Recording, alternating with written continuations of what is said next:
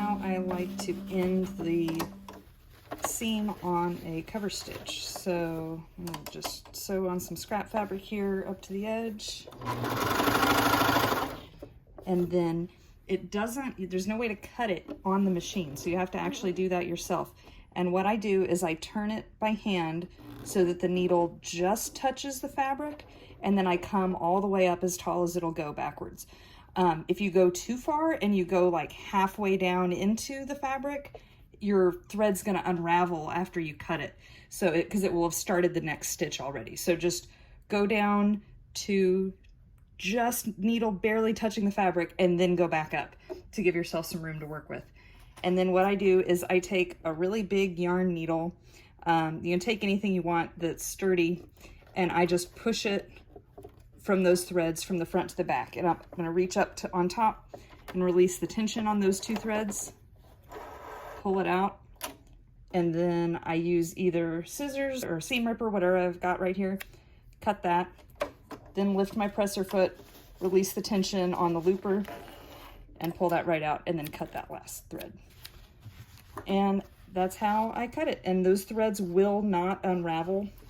If this was sewn in the round or something and this was sticking out, I just cut the tails close to the end of the thread.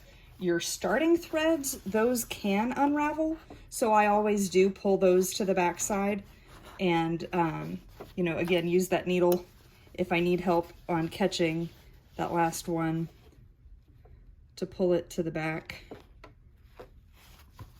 And then I'll tie a quick knot of these three and then trim it.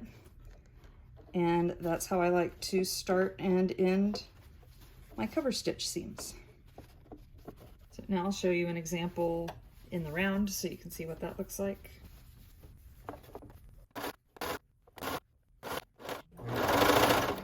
Okay, when I'm getting close to looping around back over my starting point, this is where I like to pull the threads all to the back, because it's easier to do it now than after you've already stitched on top of it. So I'll tie a little knot here with these three, double knot.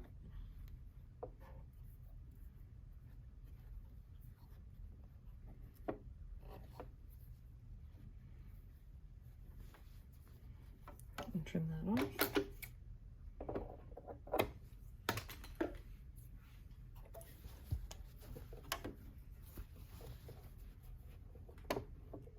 Then stitch a little bit past where I started, right on top of it, and then rotate manually forward a full turn, or however much I need to just barely touch the needles to the fabric, then back up backwards to the highest point.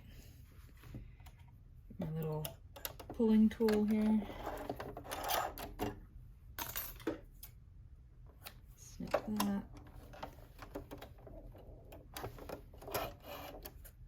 Snip that one. And then this one, I don't bother tying off. I just cut it closer to the edge of the fabric. And that's how you do it. Hopefully that helps.